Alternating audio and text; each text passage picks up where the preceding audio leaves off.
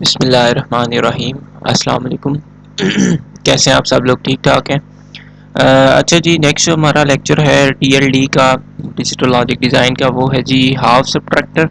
Last time अगर आपको याद हो, लास्ट टाइम जो है वो हमने किया था हाफ एडर और फुल एडर।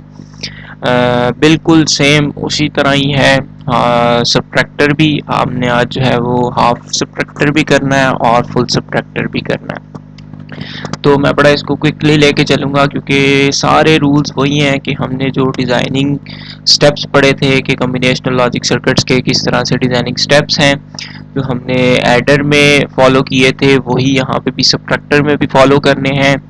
और रूल्स भी वही हैं। बाइनरी एडिशन में जिस तरह, फुल एडर में जिस तरह हम बाइनरी एडिशन का ट्रूथ टेबल बनाते हैं, इसी तरह जो है वो हमने सब्ट्रैक्टर में बाइनरी सब्ट्रैक्शन का जो है वो ट्रूथ टेबल बनाना है। तो बाइनरी सब्ट्रैक्शन के रूल्स आपको याद होने चाहिए। 1 minus 0 is equal to 1, 0 minus 0 is equal to 0, 0 minus 1, 1 with borrow 1। ठीक है जी, इसमें जो है वो 1, 0 माइनस 1 हमने क्या देखा था बाइनरी अरिथमेटिक के बाइनरी मल्टीप्लिकेशन बाइनरी सब्ट्रैक्शन के पोर्शन में कि 0 माइनस 1 हो तो उसका जो डिफरेंस आता है वो 1 आता है विद बोरो 1। ठीक है जी, तो बोरो को भी हमने बोरो भी जो है उस केस में 1 आता है, तो 1 माइनस 1 इज इक्वल टू 0। तो ये केसेस जो हैं वो आपको याद होंगे, तो आप इजीली इसका ट्रूथ टेबल बना के इसको हम बहुत आसानी से जो है इसका सर्किट जो है वो डिज़ाइन कर सकते हैं। तो मैं इसको जो है वो क्विकली लेके चलूँगा ताकि जो है हम जो है इससे नेक्स्ट जो टॉपिक हैं उस पे ज़्यादा फोकस, उस पे जो है वो चलें। और क्योंकि ये तो आपको अगर एडर आपको आ गया है तो ये आपके लिए जो है वो बिल्कुल आसान है। तो स्टार्ट करते हैं जी।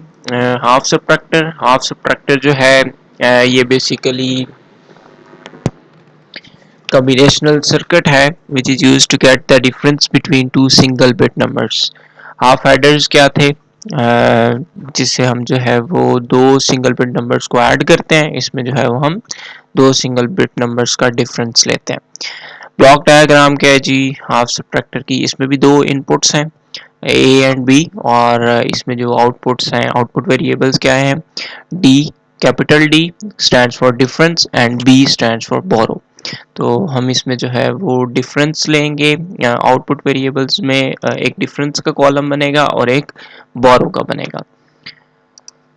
तो ये जी ब्लॉक डायग्राम है। तो उसी तरह से स्टेप बाय स्टेप अगर हम लेके चलें तो फर्स्ट स्टेप में क्या होता है कि हमने प्रॉब्लम आइडेंटिफाई करनी होती है। प्रॉब्लम आइडेंटिफाई क्या है कि हमने हाफ सब्ट्रैक्टर बनाना है। उसके बाद जो है वो हमने इनपुट और आउटपुट वेरिएबल्स को आइडेंटिफाई करना होता है।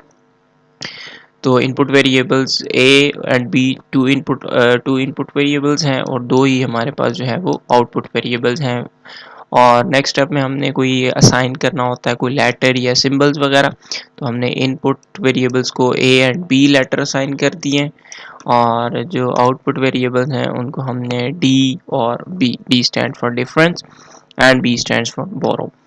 फिर हमने ट्रूथ टेबल डिज़ाइन करना होता है। तो ट्रूथ टेबल जो है वो दो इनपुट वेरिएबल्स के लिए 4 पॉसिबल कॉम्बिनेशंस। तो ए बी जो है 0 0 फर्स्ट कॉम्बिनेशन, फिर 0 1, फिर 1 0 एंड 1 1। तो 0 माइनस 0 करने से हमारे पास डिफरेंस जो है वो 0 आता है और कोई बोरो जनरेट नहीं होता। तो ये दोनों 0 0 हो जाएंगे।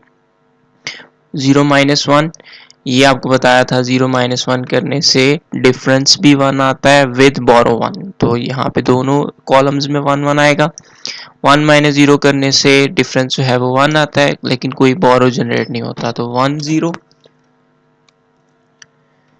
तो लास्ट जो है, लास्ट कॉम्बिनेशन 1 माइनस 1, 1 माइनस 1 करने से 0 विद जो उसका बोरो है वो भी जो है वो 0 ही आता है। तो ये जो है वो हमारे पास ट्रूथ टेबल बना लिया हमने। नेक्स्ट जो स्टेप होता है, जो आपके पास आउटपुट वेरिएबल्स होते हैं उनके लिए हमने के मैप डिज़ाइन करना होता है।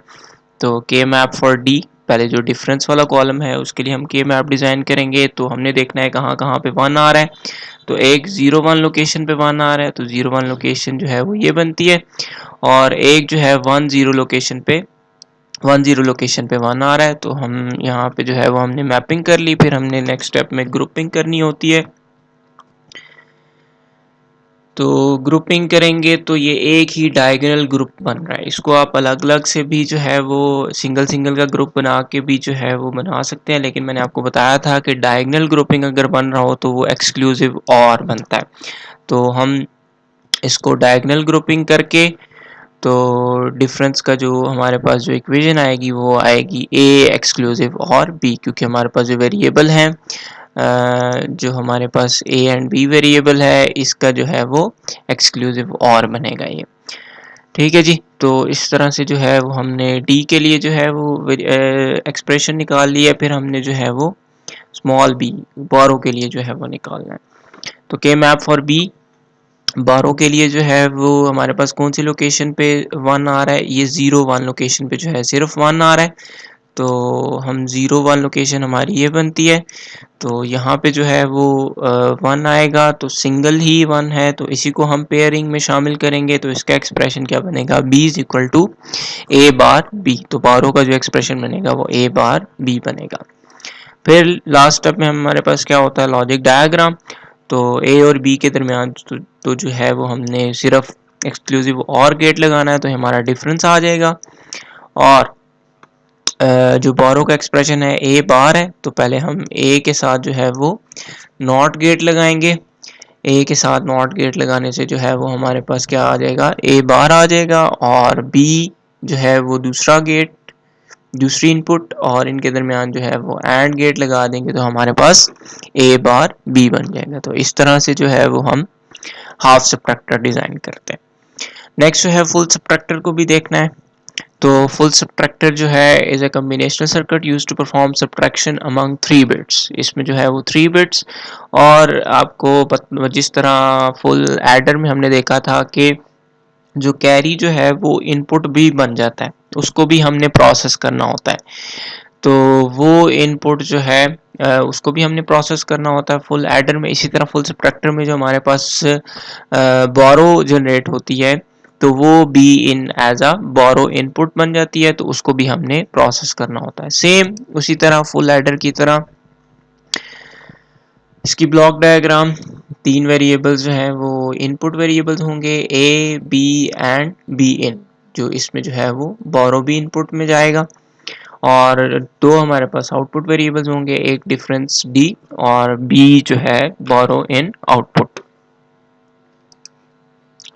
नेक्स्ट जो है फर्स्ट 3 स्टेप्स हमने यहाँ पे परफॉर्म कर लिए हैं कि हमने फर्स्ट स्टेप में देखना होता है कि हमारी प्रॉब्लम डेफिनेशन क्या है। तो प्रॉब्लम डेफिनेशन यही है कि हमने फुल सब्ट्रैक्टर डिजाइन करना है जो बोरो को भी जो है वो कंपनसेट करे और बोरो को भी जो है वो इनपुट करके उसको परफॉर्म करे। इसी तरह सेकंड स्टेप में हमने इनपुट वेरिएबल्स देखने होते हैं और आउटपुट वेरिएबल्स को आइडेंटिफाई करना होता है। तो 3 हमारे पास इनपुट वेरिएबल्स हैं ए बी एंड बी, और 2 जो है वो हमारे पास आउटपुट वेरिएबल्स बनेंगे। फिर थर्ड स्टेप में हमने कोई वेरिएबल्स असाइन करने होते हैं। तो इनपुट वेरिएबल्स जो है इनपुट वेरिएबल्स को हमने नाम दे दिया है ए एंड बी का, और और बी बोरो इनपुट को बी स्मॉल इन का नाम दे दिया है, और जो आउटपुट आएगी उसमें डिफरेंस कैपिटल डी, और जो बोरो आउटपुट आएगा उसको बी आउट का नाम दे दिया। तो ये हमने वेरिएबल्स इनपुट वेरिएबल्स और आउटपुट वेरिएबल्स को कोई नंबर्स लेटर्स वगैरह असाइन करने होते हैं जो आपको इजीली याद रह सके। फिर उसके बाद जो है वो हमने ट्रुथ टेबल डिज़ाइन करना है, वही रूल्स हैं। तो 0 माइनस 0 ये जो है कोई भी डिफरेंस भी जनरेट नहीं होता, और आपका आउटपुट भी बोरो भी जो है वो कोई जनरेट नहीं होता। तो 0 0 0 माइनस 0 0 एंड 0 माइनस 1 0 माइनस 1 क्या होता है जी, डिफरेंस भी 1 और बोरो भी 1। 0 माइनस 1 1 विद बोरो 1, तो यहाँ पे जो है 1 डिफरेंस में भी आएगा एंड बोरो में भी 1 आएगा। 0 माइनस 1 यहाँ पे जो है बोरो 1 जनरेट होता है और डिफरेंस 1 आता है, तो यहाँ पे 1 आ जाएगा। तो 1 माइनस 1 इज इक्वल टू 0। तो हमने इस तरह से जो है इसकी प्रोसेसिंग करवानी है। तो 1 माइनस 0 1 एंड 1 माइनस 0 1, डिफरेंस 1 आएगा और बोरो जो है वो कोई जनरेट नहीं होगा 0। नेक्स्ट है जी 1 माइनस 0, इन दोनों का आंसर 1 आएगा and 1 minus 1 is equal to 0 0 with no borrow, borrow भी जो है वो 0 आएगा। 1 माइनस 1 इसका आंसर 0 एंड 0 माइनस 0 जो है वो इसका आंसर 0 विद बोरो 0। इसमें भी कोई बोरो जनरेट नहीं होगा, दोनों साइडों पे 0।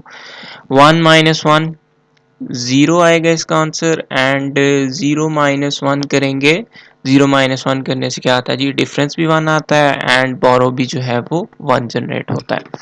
तो इस तरह से जो है वो हमने क्या कर लिया, इसका भी ट्रूथ टेबल हमने ड्रॉ कर लिया।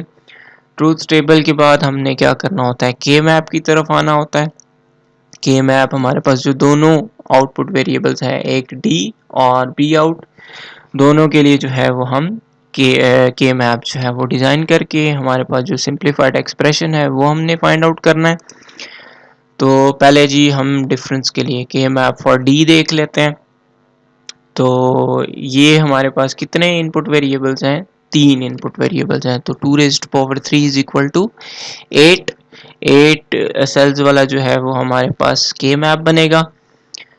तो फिर के मैप डिज़ाइन करना तो आपको आता है, 3 वेरिएबल्स के मैप भी हम जो है वो डिज़ाइन करना हमने सीखा था। फिर हमने देखना है कि इसकी सेल रेफरेंस क्या है, कि डिफरेंस में कहाँ कहाँ पे 1 आ रहा है। एक तो यहाँ पे आ रहा है, इसका सेल रेफरेंस क्या है, 001। तो 001 का जो है वो सेल यहाँ पे बनता है।